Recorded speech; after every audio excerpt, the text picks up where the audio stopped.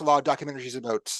Yeah. We watched a lot of I just documentaries realized I about. didn't turn on the record button. Sorry. No, no, excuse me, no worries. Sorry.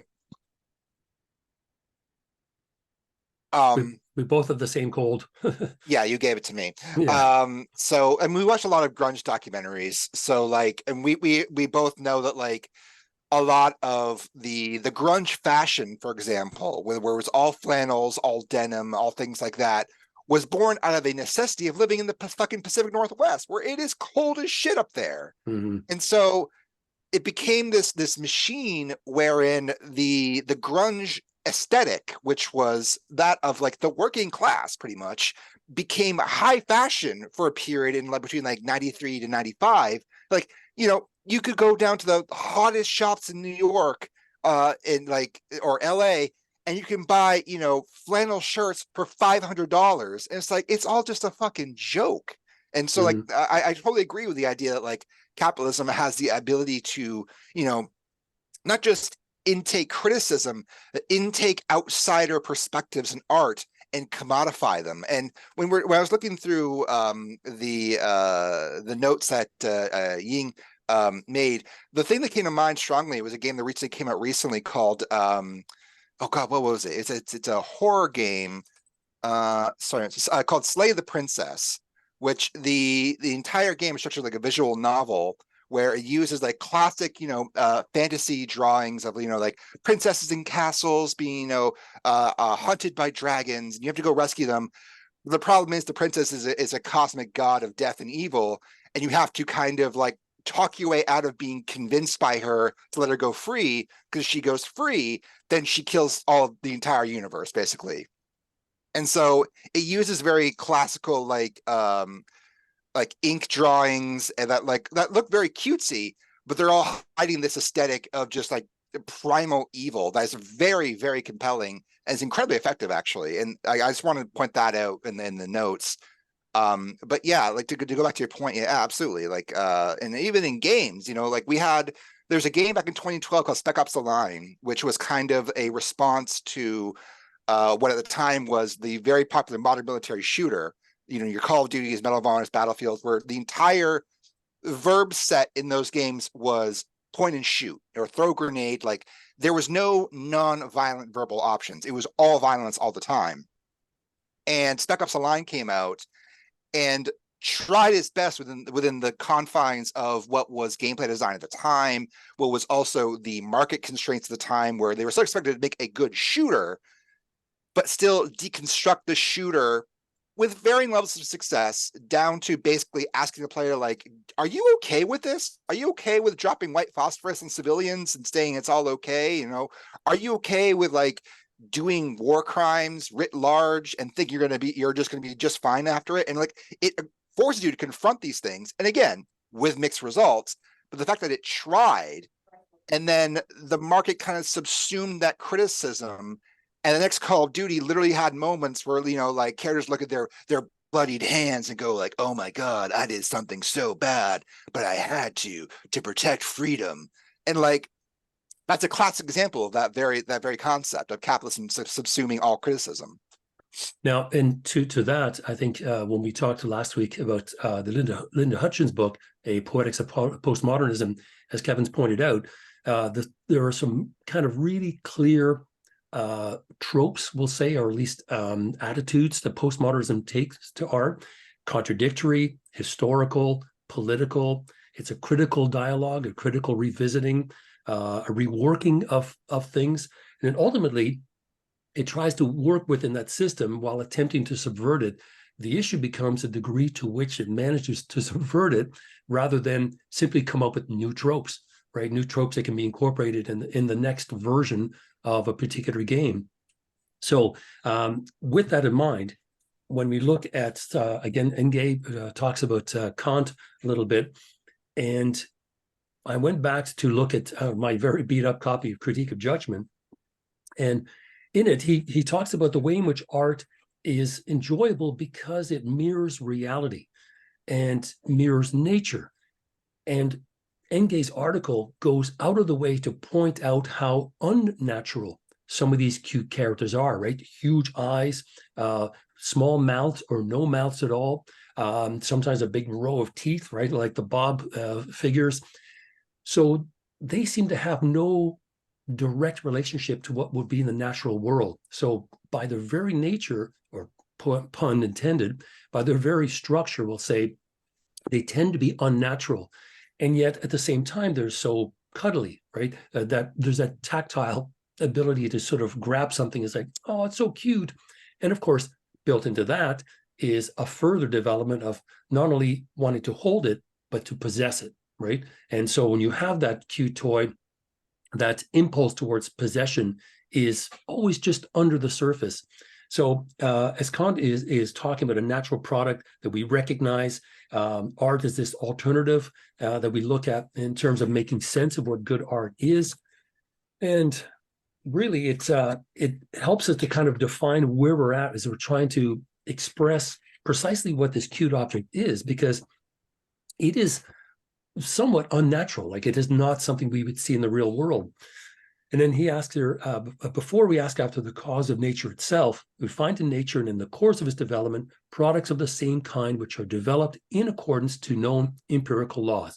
Inside every acorn is a tree, that kind of thing. And in accordance with which natural science must judge of its object, and consequently it must seek in nature their causality according to the rules and purposes. So then it must not transgress its bounds in order to introduce into itself as a domestic principle, to whose concept no experience can be commensurate, upon which they are only entitled to venture after the completion of natural science. So we, as the disinterested viewer, because as bourgeois, part of the bourgeoisie, we have got spare time, right? We're not the ones working. We got spare time. We have time to contemplate. But what we're contemplating is the degree to which a piece of art mirrors reality, right? The degree to which it effectively does that. Now, Kant is writing in the late 1790s for this book, and of course didn't experience Impressionism, didn't experience the continual disintegration of the ability of art to present nature to the disinterested viewer, because really from the time he writes, interestingly enough, it continues to break down. It starts in poetry, then it goes to literature, and then art, and then finally film. So the idea of a montage, for example, right? You see different perspectives, different temporal coordinates, and so on. Kant is writing at a point where it's kind of the pinnacle of the bourgeois aesthetic, disinterested, admiration of art purely for what it does, which is to reassure to the viewer that, yeah, this is what art, not only this is what art looks like, this is what good art looks like, because it mirrors nature. Neurotypical art, in other words. Exactly. Because at this point now, there are paintings about mythic figures, but if you look at those paintings, they're surrounded by natural beauty, right? No matter who it is, even the picture of the Mona Lisa, when you look in behind, they're recognizable things, trees and roads and bridges and so on. So we're never lost, right? We're never lost. There's always some coordinate that allows us to look and imagine this piece of art being good or bad. But with the cute object, or the increasingly dangerous cute object, all that's gone, right? That's been undermined. It exists almost by itself in this unnatural state. And it reminds me of Engeh's comment in Walter Benjamin's book, Illuminations. And he talks about Baudelaire, Charles Baudelaire, saying that there was something profoundly unnerving and terrifying about daguerreotypes, right? These are early photographs. He speaks of the fascination it exerted as startling and cruel. So there's the beginning of that disintegration. And so I looked it up. The very, very first photograph was made in 1826-27, but the daguerreotypes were done in 1837 and 38, the very first and earliest ones, where you have a seated figure staring right into the camera. That's not something art would do. And it takes until much later that characters that are painted, the Impressionists in particular, would draw characters in such a way. Often they would be like a barmaid in a corner, some salon where everyone's having fun. Just off into the corner is a barmaid who's looking thoughtful, pensive, there's something going on up there. She isn't just posing, right? She's not aware of the painter. She's thinking. And it starts, right, with these early photographs. And so I looked at Baudelaire's life and death. Born in 1821, dies in 1867. So he misses that Impressionist period, that continual breakdown of the ability of artists to render nature in its true state. Then eventually it's no longer, it's not only no longer viable because photography can do it, they're onto other things. And of course, we have Picasso in the 1920s, and then the rest is history. So here we are, we come into looking at this cute object, which is technically disconnected from reality, because nothing exists that we can reconcile it with.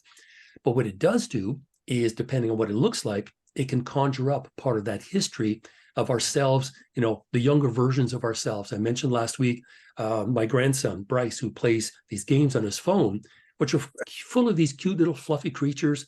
Well, imagine him encountering a similar character, let's say in 15 years, right? Early 20s, he's playing a game and along comes this character. That history is going to come flooding back, positive for the most part, because it was fun to play the game.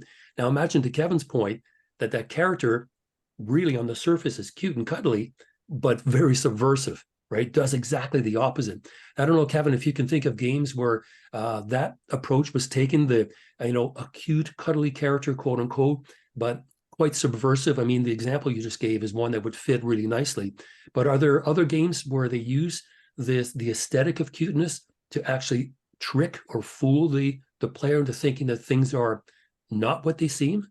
Oh, absolutely. I mean, one game comes to mind immediately. Actually, two. There's one came out in 1998 called Heart of Darkness, which was a side-scrolling platformer that used a very like Pixar-esque aesthetic for the time, very like Spielbergian, but kind of covered a world of just extreme and intense hostility towards not just the protagonist, but the player, where everything was lethal in a way that was, for the time, genuinely shocking, because the player character was an 8-year-old boy, and here he is being, like you'd fall into a puddle and you'd see him realistically drown. You'd walk over an alien creature, you'd see the alien creature consume him in rather vivid ways.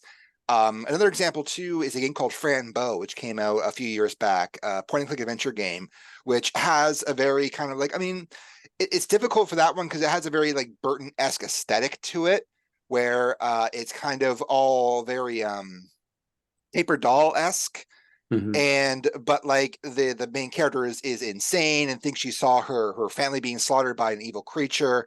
But at any point, the player can switch from her like lived reality to what she's actually seeing. The lived reality is still one that's rather kind of depressing and morbid, but compared to her like hallucinations, they are, very, very normal, very, everyday. Her hallucinations are soaked in blood, soaked in kind of cosmic horror, unknowable evils, thing kinds of thing. These children being controlled by, demons, basically. That's one example of that. Another example is, oh God, I'm trying to think of one. I had a third one I had in mind that I prepared for this, but it's kind of escaping my brain at the moment. But yeah, there's definitely a rich history of that. Not so much in like, it's only been recently we've seen games that purposely try to do that. I think Mm-hmm. over the years, there have been mistakes in that like the cute aesthetic giving way to something that is like again like a primal evil has been more of an accident. I remember, for example, reading that Super Mario Galaxies, there was a very common what was called a creepypasta, where basically in one level, if a player looks way too hard at a skybox, they just see a bunch of like eyes staring at them the entire time, and no one could explain why that was. No one explained if it was like a glitch or a bug or just a weird artifact of graphical capabilities at the time. But it kind of became its own urban legend of just like, oh, actually, Mario is being stared at by, again, this coming back to this cosmic horror, this unknowable horror that is very common in these kinds of games, of just like you have no idea what the intentions of this being is, or if they're even there for a reason. but in your mind's eye, you're thinking like, oh, what is going on? What is happening? Like there's this cutesy, Wahoo world where I'm collecting coins and bouncing around these fantastical worlds, but way off in the distance are these unknowable potential horrors Hmm. that are just constantly looking down on the player and judging them. Um, and yeah, so there was a lot of like accidental things like that over the years, and it's only been recently that's become a dedicated aesthetic in itself. I mean, it's interesting to bring up what Bryce is playing, because a lot of the games Bryce has played, I was looking through them, I was cleaning them up actually. A lot of them actually use horror characters. For example, characters from Garten of Banban, which is a very popular horror series on YouTube. There's characters from Poppy's Playtime, which is another horror game. Hmm. So it's actually kit bashing these clashing assets. So these very cutesy, cuddly characters existing in there's these industrial horror elements that bring to mind the what's called the workplace horror of just this beyond OSHA uncertified, but like to a point where a workplace is actively trying to kill you, which of course goes back to like Victorian times. Um, and so I find it interesting that a lot of the cutesy games Bryce plays use characters from that. So I think that's also an interesting point.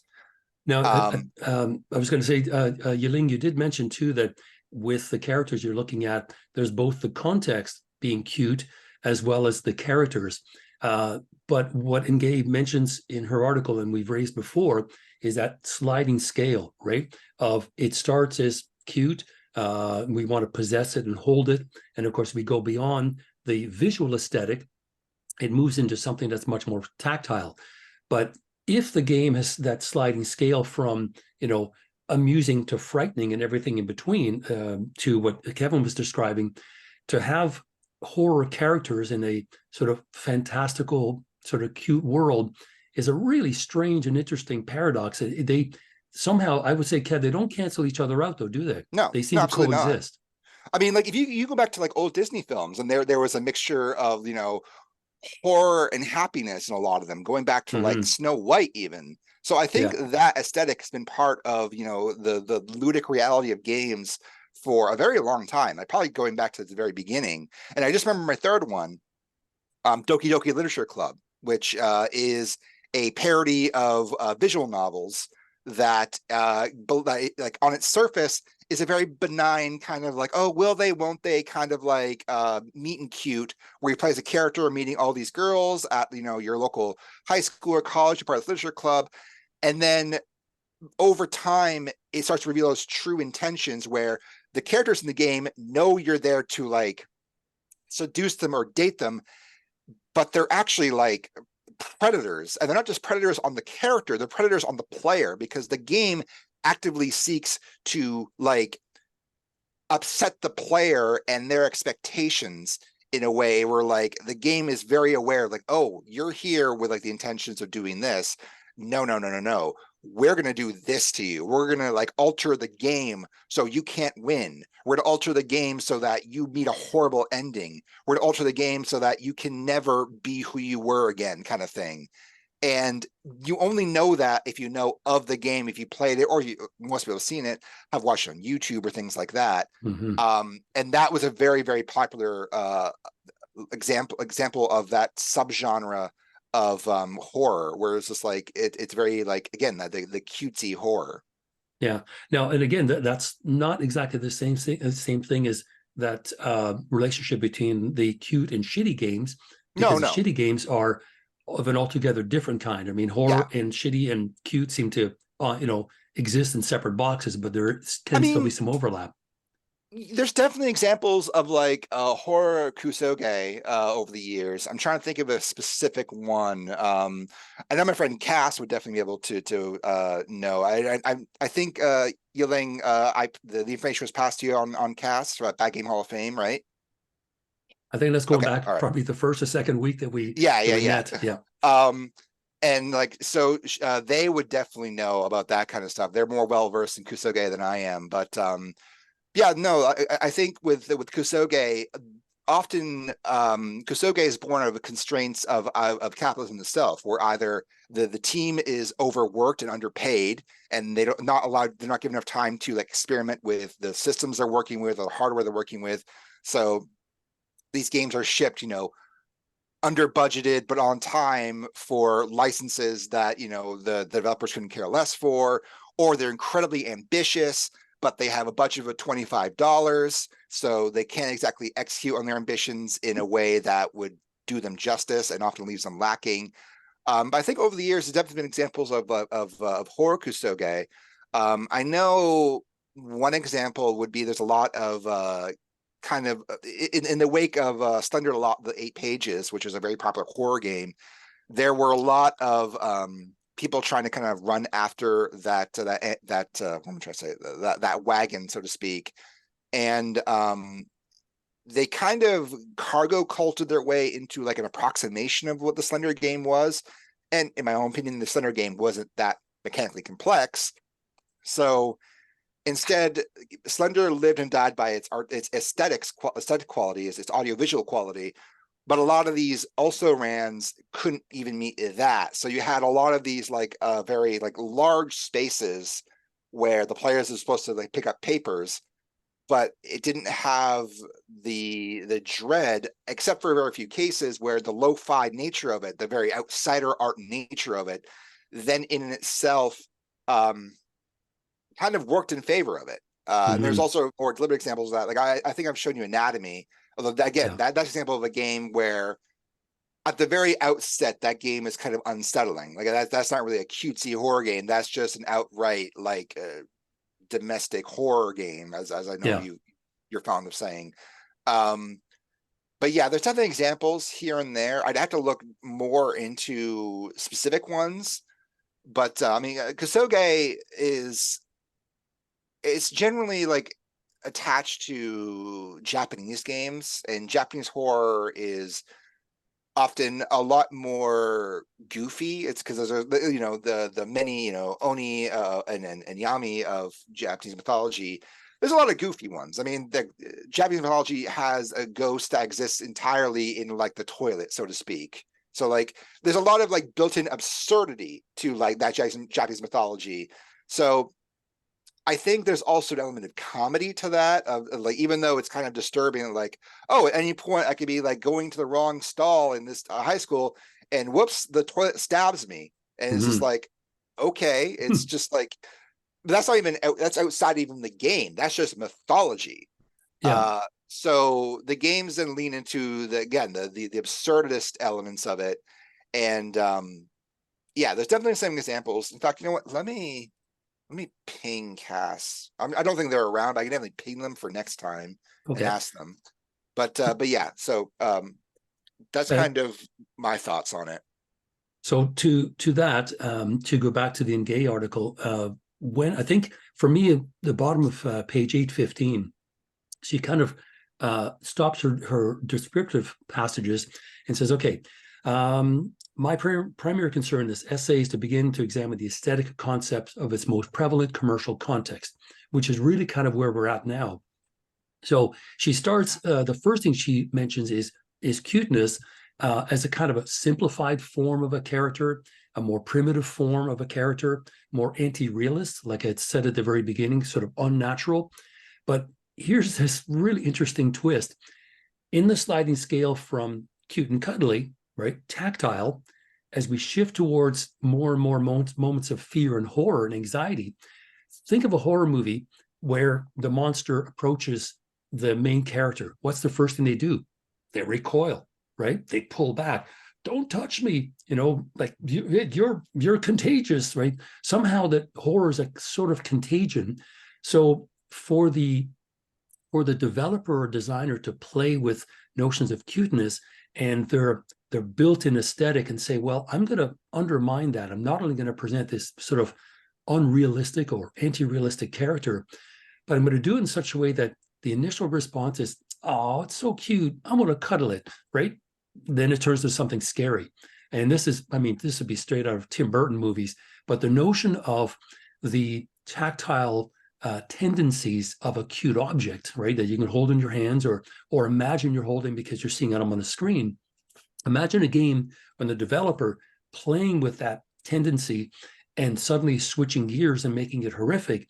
Here you are in the throes of wishing to grab something, and the next thing you know is, no, the first thing you want to do is run away from it, right? You don't want it to touch you. So I find that to be a really interesting paradox that gets played around with and sort of strategized and worked out in different scenarios depending on what the game is. But absolutely, for sure, the relationship that the viewer has with this cuddly object is not one of pure aesthetic enjoyment. And we've now gone at length about all the different ways they could be undermined, the way in which this cuddly object can try to sort of subvert the commodification of something. But really, at the end of the day, does it try to undermine and destroy the system in which it exists? Or is it just simply try to challenge it by widening the perimeters? I'm going to say probably the second one, because we have all kinds of examples where this cuddly object exists at a certain point in time, and we can trace its development, right? Its history as it becomes sort of a mainstream character or something that becomes more and more common. Now, whether that is through the interest that people have in it because it is so unique, or because of the popularity that people, like the way this character plays in the game and operates in the game, could be any number of reasons. But it's really remarkable how even something that, if you wish to look at the revolutionary or avant-garde potential of art, we have yet to come up with something that has ever broken that system, right? It seems to always manage to return it somewhat intact, perhaps more critical, right? More questioning, more self-reflexive. But in doing this, it for sure alters the relationship that the viewer has with this cute object.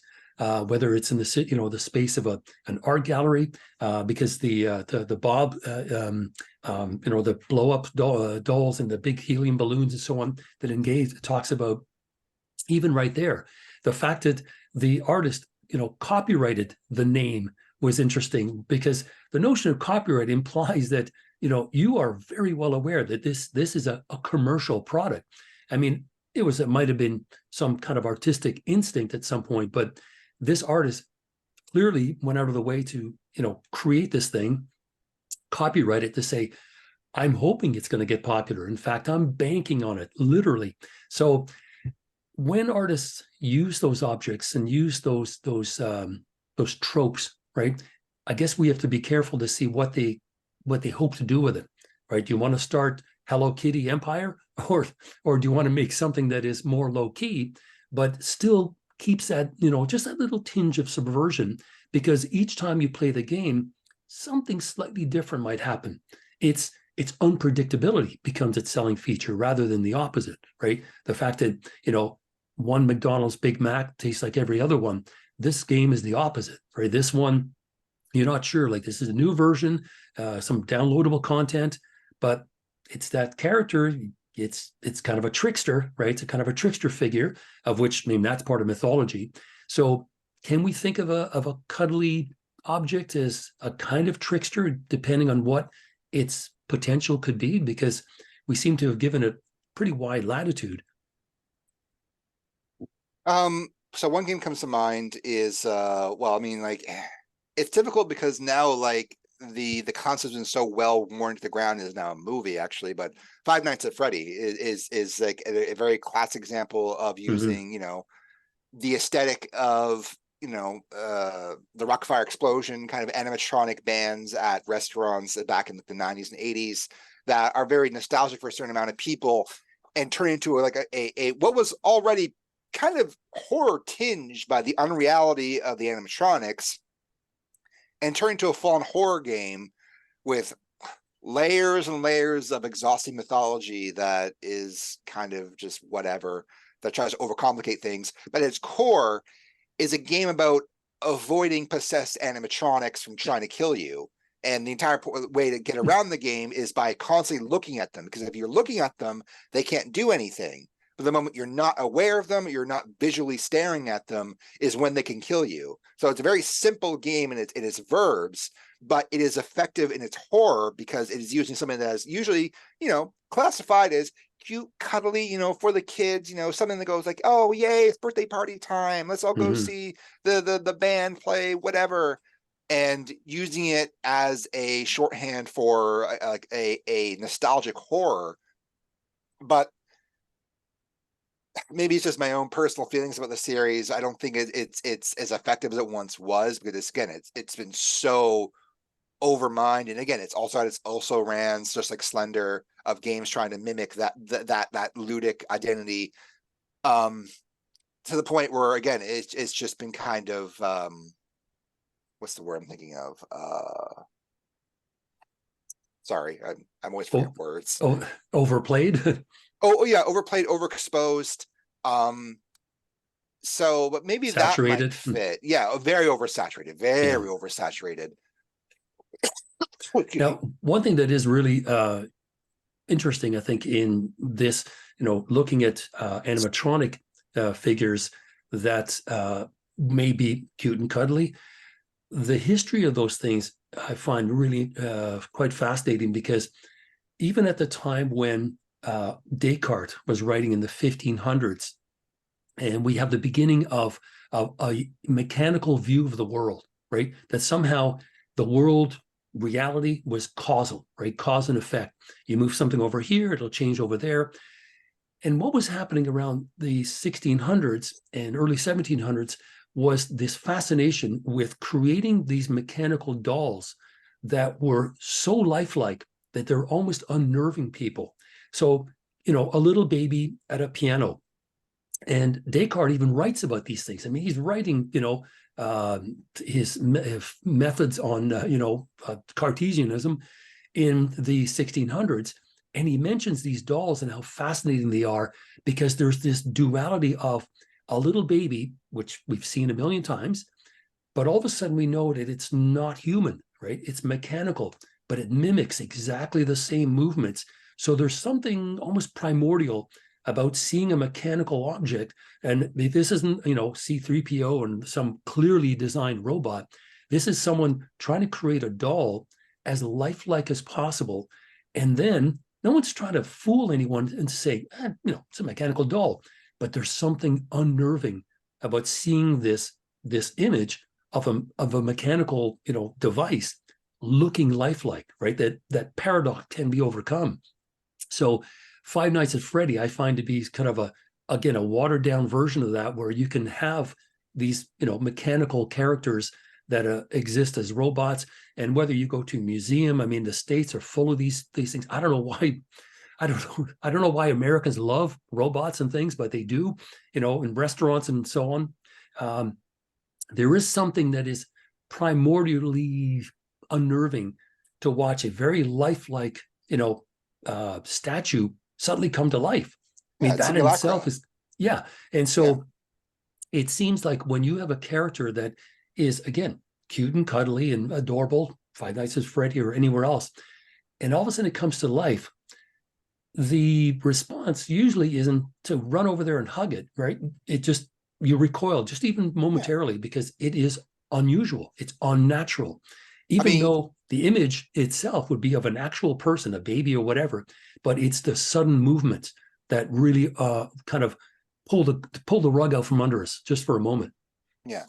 I mean, like even young children, like when they see those animatronics, often break into tears, because like there's this other idea that like they can tell it's not a human immediately. Like they like over the years, they just understand when something is not human, and it's frightening to them. It's frightening to see that this artificial reality come to life in front of them when they're not expecting it, right?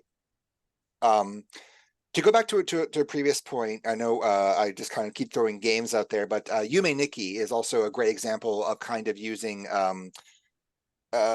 very classical 16-bit Super Nintendo, very super deformed, stylized pixel art to convey a sense of surrealness to a dreamlike horror story. And that's also a very, very interesting example of kind of that dichotomy of cuteness, where it's often the aesthetics are associated with, nostalgia and with, very kid-friendly games, and usually tell a story that would make David Lynch blush. This very like dreamlike horror reality of this girl who lives alone by herself, living in her dreams and trying to make sense of the world through dream logic, and all like the monsters live within. And it's very, very effective at what it does. And that might be a good example of that kind of dichotomy. Yeah, it's really remarkable how difficult it is to really pin this thing down, though, isn't it? Because Yeah, there are because so many. it's a mix of of cute, horrifying, but also the kusoge umbrella is also kind of like difficult, because again, a lot of kusoge is accidental. No one goes into making one of those games with intentions of making, a shitty game, because if you did, it'd be a bakage, it'd be a fool's game. Hmm.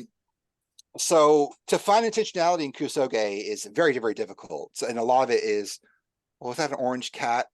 Oh my gosh. Sweet Once. orange boy. Um, so yeah, it's difficult to kind of pinpoint a specific example, because I know like early on when Dad, you were explaining to me what Yiling's thesis was, we kept coming back to the idea of Takeshi's Challenge, which was an NES game that was kusoge, but also was designed with the intention of combating the player from finishing it. It was designed with the idea like, if you complete this, you have missed the point of the project, which was, was and still is a radical concept of, you're making a product, which is what people mostly view games as products first, art second. You're making a product that's designed to be hostile, to like fight the player and purposely engage in ludic mechanics that are unpleasurable, that are, if not distasteful. Things like, hey, leave your system on for an entire day. Just leave it on. Just nothing's going to happen. Just leave it on, and then we'll let you pass. And then immediately after, it's like, okay, leave it on for 2 days, and just constantly pushing things forward until the player just gives up. And it was designed, well, not designed, but it was developed under the auspices of I think it was Takeshi Kitano, who was a comedian at the time, and was now an actor. We saw him in Brothers. He was fantastic in that. Yeah. And again, it's this very unique idea, or like you could like, it uses the classical NES graphical style, so lots of like super deformed characters, lots of pixel art, lots of like cutesy aesthetic, but in the with the goal of upsetting the player. Like, there's nothing pleasurable playing this game. It is an endurance test, Yeah. and it's designed for you to fail. And actually, there was a canceled game that was kind of similar to that, which some parts of it did come out, called oh god, what was the game? It was a Penn and Teller game. What was it? Penn and Teller, Smoke and Mirrors, which was a canceled Sega CD game, which was designed to be played at parties where one player was in control of the illusion and the other player was not. And it was full of these micro games that are designed to be, again, hostile, like Desert Bus. Desert Bus was a game that was designed to simulate a real world, in real time, 8-hour drive from Tucson to Las Vegas. And the entire time you had to be guiding the bus, or else it would crash. And when you got to Las Vegas, you had to do it again backwards. And Wow. it's fucking brilliant. And that's why like people love that game. And like there's actually a yearly charity run, Desert Bus for Hope, where players literally make a game out of playing this game, because it is so openly hostile. And Smoke and Mirrors was full of those ideas. Although again, the chibi art style was, I think it was still used there, but like there was parts of the game, for example, one player could be controlling, elements of the gameplay, while other person was playing a regular platformer. At any point, the other player could just kill the other player. Wow. Like at any point, like it was, again, hostility baked into the design. Yeah. And so I think in some regards, the hostility is the horror, because like when you play a game, you have the expectation of it to be, pleasurable, of it to be enjoyable, like even if it's, of a dark subject matter or disturbing subject matter, the verbs of the game should still be functional and pleasurable. Like pushing left should make you go left. It should feel Yeah. like a smooth action. So games that purposely fight those concepts, I think in itself is something like a ludic horror. Yeah, because like you say, one character could very easily, kill the other character. But Mm-hmm. ludic again is is in the sense of a playful horror. That I think is what we're kind of always dancing around when we talk about cute, right? Because we know that it undermines those aesthetic categories that we have, well, not physically grown up with, but we have inherited, right? We've inherited from Kant and others. Mm-hmm. Because it is kind of the traditional way of looking at art, but it seems to undermine those different categories by constantly either pushing back on them or not being what it's supposed to be. Because in the article, Engase writes the word that she comes up with, cute-ification, right? So the cute-ification I wrote down as the desire for mastery and a desire for protection, right? The products are they're designed for kids, that you want to take care of them. But what if that impulse, right, that subjective impulse for mastery and protection ends up being subverted? And again, you end up with this cute and cuddly character that begins subverting that desire that we have built in as players, or spectators, viewers, whatever, because we wish to protect it, because the young girl with a nosebleed, for example, you mentioned in your notes, that's again a sense of protection, because you want to help them. But again, what's the sliding scale on that? Do we move from that to Cronenberg's Crash, where people actually are turned on by it? So it is, again, it's deeply subversive, I find, Mm-hmm. because on the surface it's just this desire for mastery and protecting this thing, and yet it bites you, right? The closer you get to it, it's going to bite you. So for something to be cute, it's like we have to be careful. We have to kind of be careful as to exactly what its motivations are. Yiling, we haven't given you a chance to say a word. Sorry. No, that's fine. What are some of your thoughts on what we've discussed so far? Uh, Oh, it's all very fascinating. I've been so this is not I've been when you mentioned Kevin, when you mentioned the Humanity, I was thinking of how and the what's the name of that driver game? Oh, Um Desert Bus. Yeah. Desert Bus. It's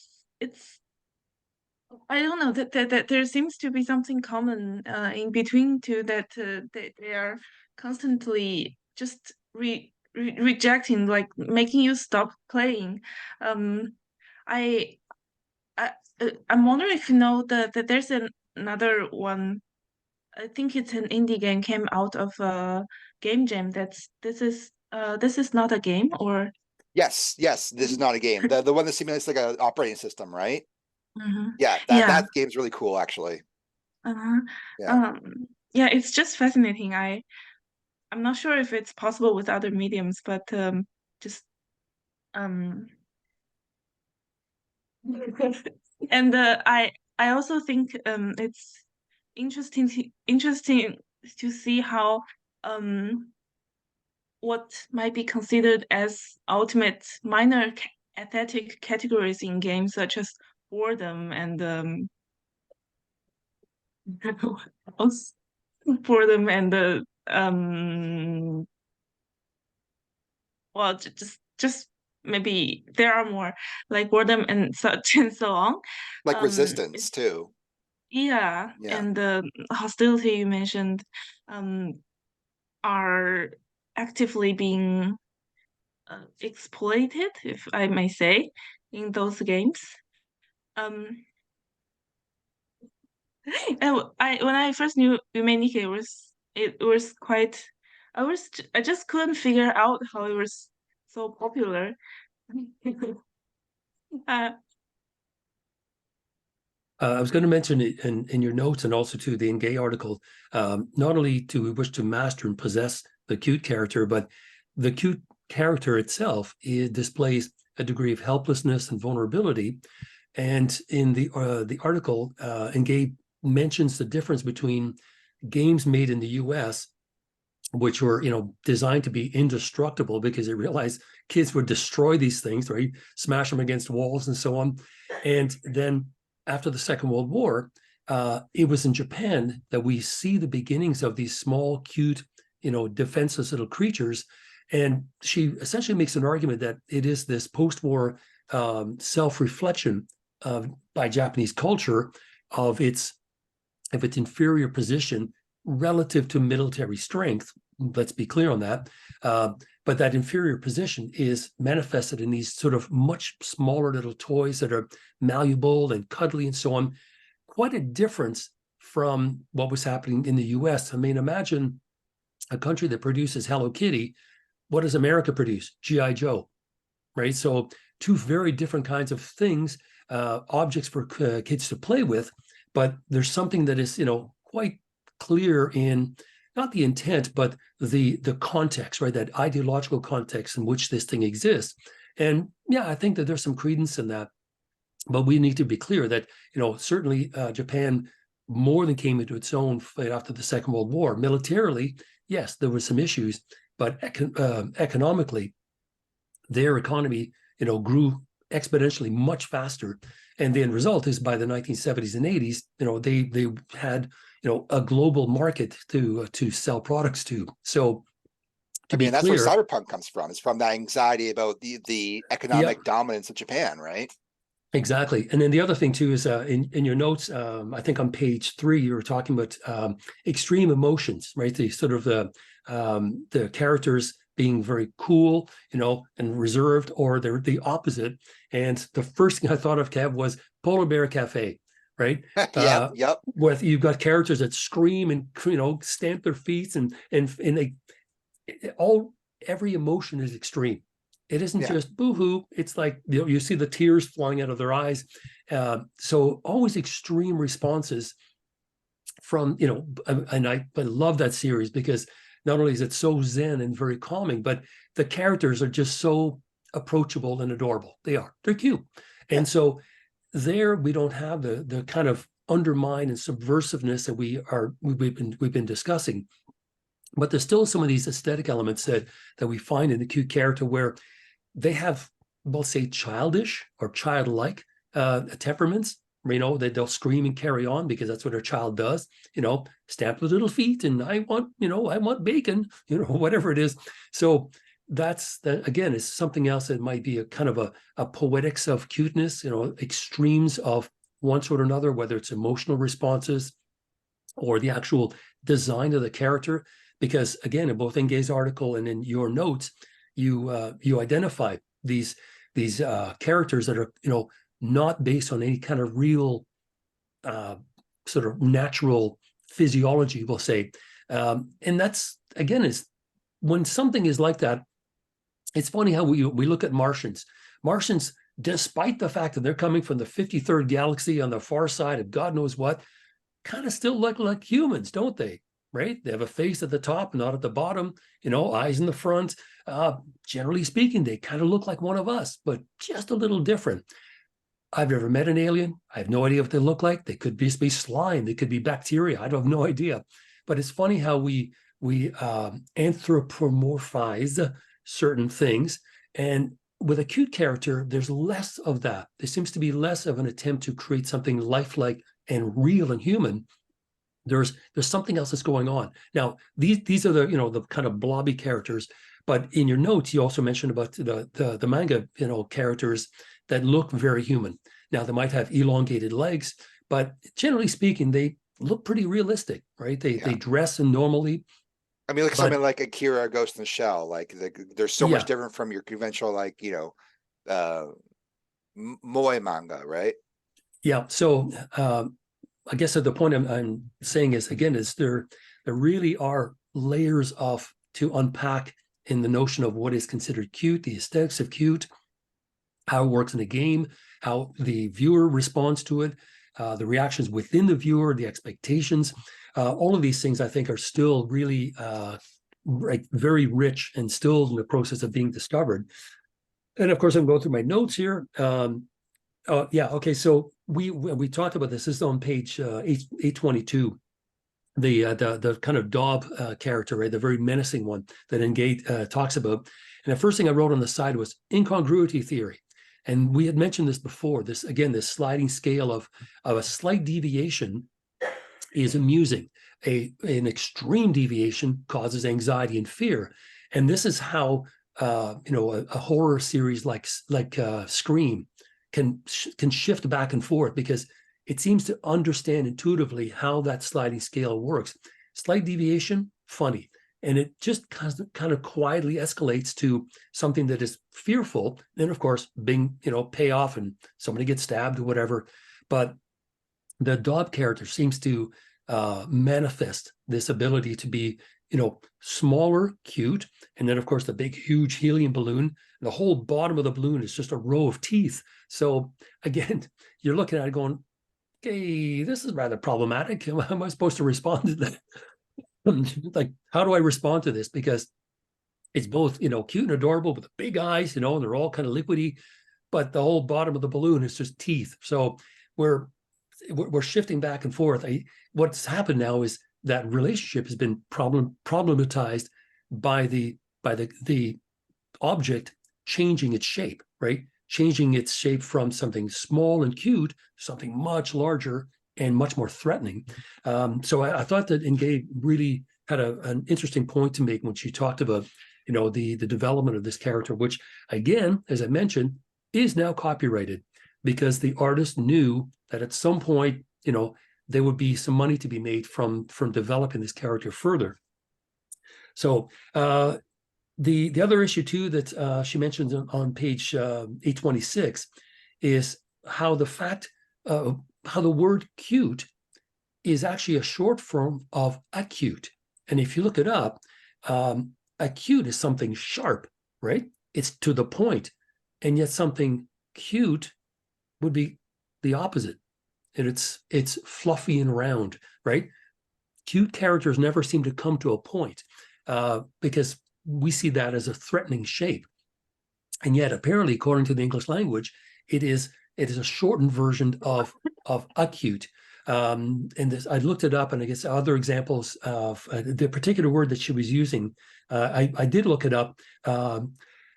Aphoraceous words. So words that suffer from aphoraceous are words like, for example, 11. Right? Most people don't say 11, 3 syllables, but drop the E and just go 11. And that's what happened with the word cute. Over time, the A dropped off. And ironically, we've now uncovered how this thing, which was cute and round and fluffy, actually started with acute, something sharp, pointed, direct. That's kind of an interesting etymological history to a word, which I wasn't aware of until I read it in here. But yeah, that's exactly what ends up happening. And we do tend to drop the first, especially if it's almost a silent vowel, we just drop it off. But what's fascinating is how the word cute actually came from something really different from what we know it as today. I'm just going through here. Acute on yes. So the other issue, and this is of course in keeping with the notion of wishing to protect it, wishing to master it. Right here on the margin of 828, cute also plays with this very uneven power relationship that affects both language and communication with that object, because she mentions here, in addition to its capacity to convert a subject's veiled or latent aggression towards a vulnerable object into explicit aggression that seems to be directed towards the subject. And this is to Kevin's point, all the different games that seem to manifestly, focus exclusively on that. Cuteness names an aesthetic encounter with an exaggerated difference in power that does something to ordinary or communicative speech. More specifically, the concept names a relationship to a socially disempowered other that actively transforms the speech of the subject who imposes the aesthetic quality on the other. Now, that's a really, really fancy way of saying that when we encounter cute and cuddly objects, our vocabulary drops to that of a 3-year-old, right? Oh, right. That's, how do you spell that? A-H-H-H-H, or 3 A's and an H? Like our linguistic capacity is somehow infantilized, because we encounter this object, and language seems to not be the way in which we can address the feelings that it evokes, but in fact just sounds. And those are sounds that a child would make. So that, I think, is what she's talking about, how something cute affects our ability to communicate, right? It will actually change the very words and sounds that we make. I don't know if that was that anything that you wanted to look at, Yiling, in your paper at all, the fact that the communicative aspect of it, because that's a pretty specific thing that she mentions in the article. Yes, indeed. It was my I don't. I think on the first draft of the outline I gave you, I mentioned that aspect, but I don't quite remember. It's now I think I will shift to the part when well, the cutification of not only of the language, but as I was looking at the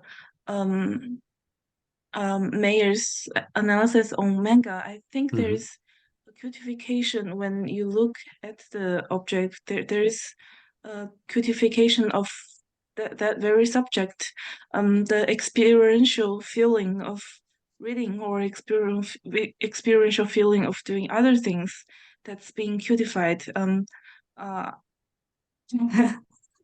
of course, on that, the issue of communication becomes much more problematic when you end up with a cute character who happens to have no mouth, right? Because you end up like it's a one-way conversation, and as a result, one of the things that really unnerved Baudelaire looking at photographs for the first time is the return of the gaze, right? The return of the gaze becomes something really important, because typically in a film, characters and actors don't recognize the camera, don't acknowledge the camera, right? You've got this fourth wall, events are occurring, sort of laterally this way, camera might follow them around, but the actors never respond to the technical, device that happens to be in the room recording them. Early photographs, the person, the subject being photographed, stares right into the camera. That, again, is something that unnerved Baudelaire. Now we have these two characters who are literally all eyes, who do the same thing. They return this gaze and this kind of primordial connection, but some of them don't even have mouths. So it now sort of changes and problematizes the notion of possession, and mastery over this object. We now have mastery over an object. They can't talk back. So on the surface, cute, but looking deeper on a theoretical level, that's one of total possession. And I think Adorno even mentions, and Gay also echoes the same thing, that something is so cute, I could just eat you all up, right? That's complete possession, right? That's literally internalizing it. So all those different moments, so those little modal points shifting back and forth across that spectrum of the relationship of the viewer, player, and the cute objects, very rich, because so much of it has to do with just what the character even looks like, what its intentions are that we may or may not know, the intentions of the game developer to either enhance the experience that is conjured up in the player's mind of a perfect childhood, or the opposite, right? That sliding scale down to something much more horrific that the player never expected. So I think the idea of having these characters look a certain way as part of the manner in which they can sort of create expectations in the player's mind, like, okay, cute and cuddly character, by this point perhaps we should be wary that they may look really cute, but I've played other games where this is not a good thing, right? And of course, that history starts to build up. Games that are sort of not what they seem, or games that just kind of shift gears almost imperceptibly. Those kinds of games will now, I'm sure, at one point become part of the history of the development of, these kinds of games rather than Call of Duty. So we're at a point now where, we're trying to figure out all of these things. And of course, underlining all of it are these weird power relationships, the power differentials between us, the player, thinking we have power over the game, versus, to Kevin's point, characters that actively, thwart and undermine our ability to even do that, or characters that could kill us quite easily. And so now all of a sudden that power dynamic is changing constantly. It's never the same thing, depending on what the game is. We then have to be, very careful of the next move, right? We've got to it's like a chess game. It's like a chess game with little cuddly characters. We've got to plan out our next move, not quite knowing what's going to happen next. So it's something in which, whatever it is that we're playing, we believe that this little personified thing, right, this little cuddly toy, is going to respond the way we think. No, it doesn't. We got to shift our perspective, figure out what's happening, because I'm sure some of the most effective games are the ones that have very few instructions, right? So that it's almost like a lived experience. Kev, I don't know of a game where it's intentionally vague what the game is supposed to do. Are there games that are like that? Yeah, there's an entire genre of that. They're called Soulsborne. Basically, around 2011, there was kind of these games started coming out of a company called From Software that kind of purposely were going against the grain of what was considered acceptable game design at the time, which was, you want to be easy, you want to be welcoming to the player, with the option of adding on difficulty, but with the intention of we want the player to get through the game quite easily, see the ending, and move on with their life. And the Souls games, which are born out of an older PS1 series called Kingsfield, they kind of actively rejected that concept and made the games extremely hard, but also very rewarding. At the same time, they also either with full intentionality or with a lack of localization resources, a lot of the items in the game have extremely vague descriptions on what they do or don't do.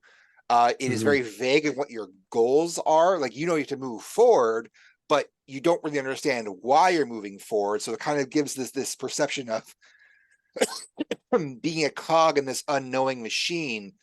And they're extremely effective at that, because the entire community spring up trying to decode okay, this item actually does this. This description is actually trying to trick you into thinking it's good. And so there's an element of the game playing the players, so to speak. And again, extremely successful series. The latest installment in that kind of genre has become one of the most popular games ever made, with Elden Ring, where again, there is a vagueness to everything you're doing. Everything is kind of talked around. Everything is hinted at. Everything is mysticalized. I don't know if that's an actual word, and nothing is straightforward. Yeah. And again, people love it. Another example of that would be something called, and again, this kind of speaks more to moving away from looking at, cutesy horror, or more into kind of almost like user interface horror, we'll say. But I think I've shown you before a Cruelty Squad, which is a game that is basically aesthetic terrorism, in that it is so purposely ugly, with full intentionality of just being a very grim and grimy game that feels like it fell out of an alternate dimension from 1995. And it is incredibly effective at portraying this horrific world that everything is run on a stock market, including human bodies and organs.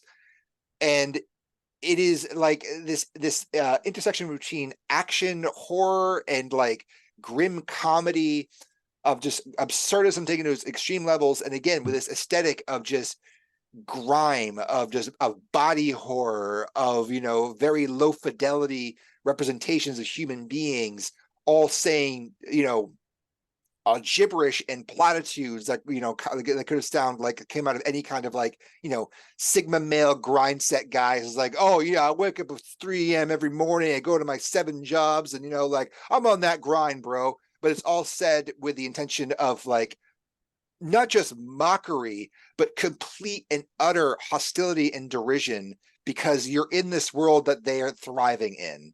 Okay. And like it is an incredible aesthetic accomplishment, because again, full intentionality in all aspects of its hostile design. And again, it's an example of a game that's actively fighting the player, because you can die very easily in that game from anything. You have to play it extremely carefully. So there's an element of tactical horror where you're constantly having to judge the best approaches, because at any point you can die and be sent back a very long time and have to go through the same steps over again to get to where you were. And so I think that's interesting to throw into the kind of the ring, so to speak. But in terms of games that are like purposely vague, yes, absolutely. Those games absolutely exist. Yeah, I was thinking as you were describing this one that I've watched you play other games where, well, I mean, in literary theory, they're called helpers, right? Mhm. And you've got characters that seem to come up and, hey, what are you doing? And then you start talking to them, and you have choices as to how you can respond. And then others where these characters only later you realize have been the helpers, right? That part of it is vague, but if you have it intentionally as realistic as possible, like you just don't know, it's probably certainly moves us away from the cute idea or cute-ification, but the notion of games where the goal is not rendered, in any kind of clarity, any kind of clear way. I think that to have a game that is considered cute in its context and its characters, and yet resistant to asking it, what am I supposed to do? Then we're back to that shifting, that primordial shifting between possession and repulsion, because we're not sure. Right? We're never really sure. Now, does that mimic real life?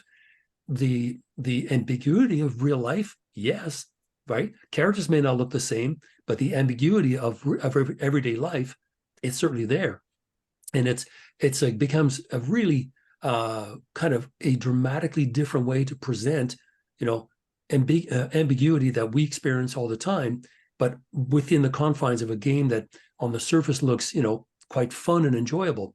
We're just not sure what we're supposed to do, right? We sort of carefully move forward. So I'm glad that that hunch was actually proven right, that there are those kinds of games. The question becomes how many of them are linked to games that are considered cute, right, under our category and our aesthetics. But certainly, I would imagine if we look around, there will be some out there, because again, it's that shift back and forth of both the powerlessness and the extreme of behaviors, extremes of emotional outbursts.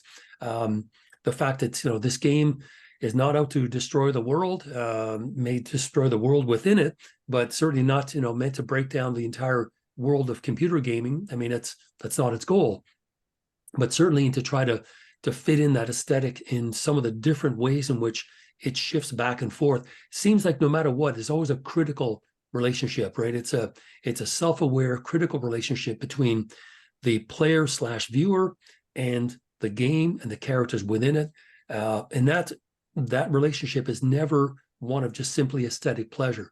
Clearly, we're at a point now in our lives that we can entertain things that actively push us against completing a game or a level, that make us question, why we should care so much about this cute, cuddly character. It sounds like it's a much richer experience. I mean, as much as it may be 8-bit and mono sound and kind of crappy looking, the overall relationship to the game is one that seems to work on many more levels than simply get gun, kill opponent. That's how hard could that be? That's all people want to do.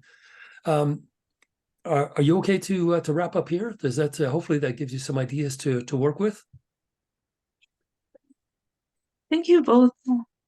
Okay, you're very, very You're welcome. welcome. Kev, did you want to add anything in? Um, Not that I can think of, other than that I hope it was helpful. I hope it wasn't just like throwing titles out there and not explaining the context for them. No, But I think hopefully recording this, and I think I'm only missed the first couple of minutes when I suddenly realized it wasn't on, but we caught probably 95% of it. So if you want to go back, Yiling, to have a look at it, to sort of, catch some of the titles that Kevin had mentioned or some of the ideas, I'll post that probably by this afternoon, and you'll have a chance to go through it. Do you want to, did you want to present a sort of a tentative version of the paper maybe as early as next week, or did you want to sort of hang on and wait till the end of the month?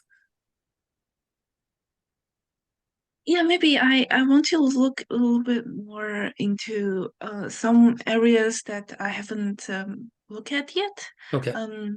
Game aesthetic. I'm not sure if it's if I should go that far to um um let's say argue for I think I added a section on the outline this week that I Mm-hmm. want to argue for cuteness as a major aesthetic theory in video game. uh I'm not sure if I should go that far, because it feels like it will be enough to argue for the kind of passivity and the consumeristic impulse it has in certain games. Mm-hmm. um because if I want to look into that direction, there seems to be a whole realm of video game aesthetic um materials Okay. that to look at, which will take a bit longer time.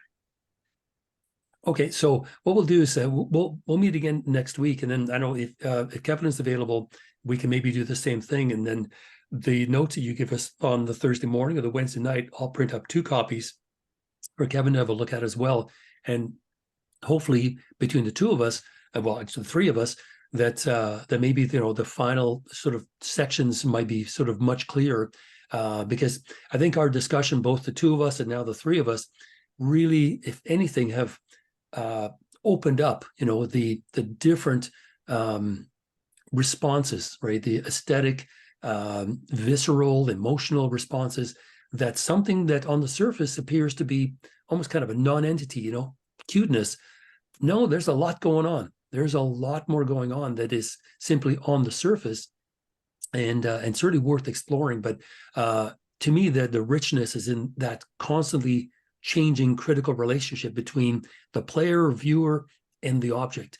I mean, I think that's where so many of the ideas that Engage mentions, and in some of the other articles you've shown me, that's kind of where they focus, because it is such a unique relationship. It's quite different than passively watching a film. Then again, engaging with a PC game where the rules are clear, the goals are clear, the methods are clear. There's something both innocent and subversive about these cute games, because it does play with our expectations, and the question becomes, what were those expectations to begin with going into the game? What did we think this was going to be about? And so I think those ideas, if you want to explore them, it's of course in the detail that you've given us in the notes already, because they are already very good. I don't want to also, move you too far away from your area of interest already, but for sure, I think there's a lot of really good material in there to work with. So if Kevin's available, and if it's good with you, maybe we can do this again next week, and then perhaps be able to finalize the essay. Sound like a good idea? I'd love to, yeah. Cool. Yeah. Okay, well, Yiling, thank you so much, and Kevin also, thank you very, very much. It's been very informative, and it's been nice to have a chance to have the conversation going 3 ways, with lots and lots of background information, things that I just don't have.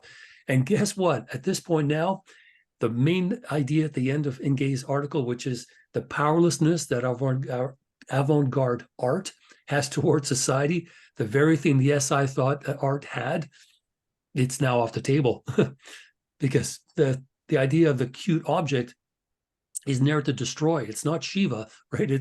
It seems to be something quite different. So I think the ideas of the SI is interesting, good starting point, but we seem to be moving in a different realm that I think it was certainly not within the the range of ideas that they were looking at. They would have argued with us that avant-garde art, should always have that potential. But let's be honest, capitalism is too amorphous and too elastic to ever break apart. I mean, how many times have we heard, contemporary theorists and philosophers saying, look, I can imagine the end of civilization before I can imagine the end of capitalism, because it is that, that elastic. So if that's the case, then it seems like the games are celebrating, its powerlessness. But within that little perimeter, there's lots of other things we can do. And that's where I think the richness is really challenging the player on levels that they were not aware of before. I think that's where your strength is going to be in the essay. Anyway, enough of my talking, and we're going to wrap up. So we'll see each other next week, and then we'll go from there. Awesome. Thank you very much. Okay, for your you're very time. welcome. Okay, take care then. Bye-bye.